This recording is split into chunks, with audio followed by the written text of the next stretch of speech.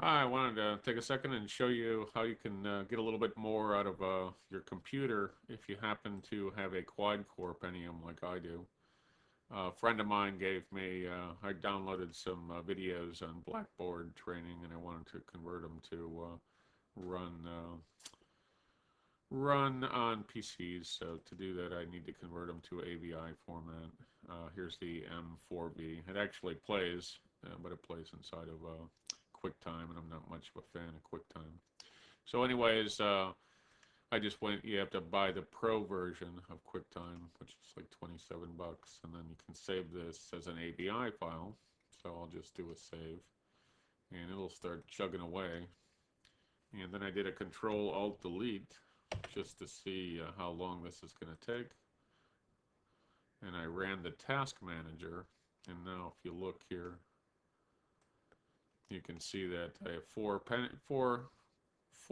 processors, quad core, and it's running at about 50%, and it's going to take a while.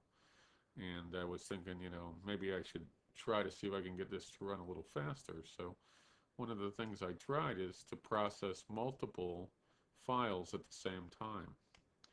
So right now I'm working on file number 9. Let me open up file number 10, and we'll look at I'll just double click on 10, do a file export, say my settings are okay, save. So now I have two of them running.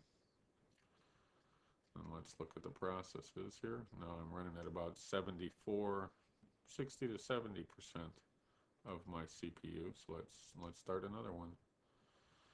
So now I'll do 11.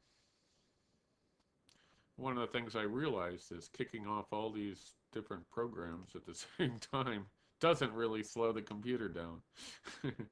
Not only does it slow the computer down, I can do 3 or 4 of them at the same time. And they seem to finish as fast as just one would finish. So now I'm running 3 of them, and I'm running about 90%. And I've been able to run 4. You can probably run a lot more, and depending on what kind of computer you have, this is a relatively slow quad core. If you have an i5 or a i7 quad core, you might be able to run more. Or if you have 6 cores, oops. Welcome to. So anyways, it's Blackboard training from DePaul University. Let's do export. And I'm trying to get this up to 100%. You can see it's about 92 or so. So I'll just save 12. Now if we look here, we can actually see they're all processing, and they're all processing at about the same speed. It's kind of crazy that you can actually do that. But you can run multiple occurrences at the same time. You see they're all slowly clicking away. And now, yes, I am running at 100% on all 4 of the processors. Actually, there's a little bit of glitch in there. And also make sure you have enough memory. I have three gig, 3 gig of RAM, and I'm not using up all the memory yet. So if you're using up all the memory, then you want to not run so many processes. Because if you use up memory, then what happens is it starts using up a page file, which means that it's using your hard drive as memory, and that'll slow your computer down greatly. So you want to make sure that the memory usage is less than the total memory on your computer. So anyways, thank you very much for watching my little video. Hi, if you were following me in the last video, what I wanted to show you is actually one of them just finished, but I was running 4 processes at the same time, and I wanted to maximize my computer CPU. Actually, I wanted to step away from the computer and not have to sit here and feed it a job after job after job.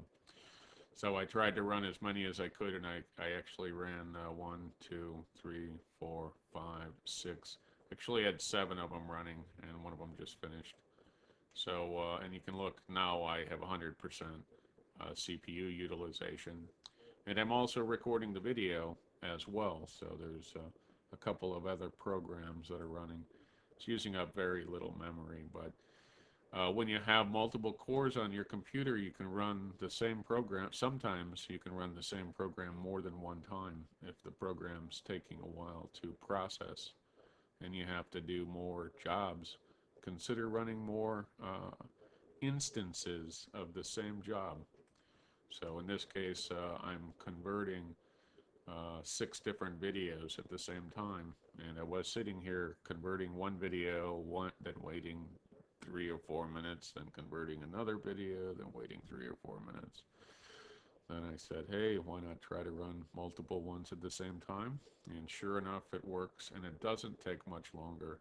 All 6 of these videos might take 6 minutes, and one video might take 3 minutes. So think about it. Talk to you later. Bye.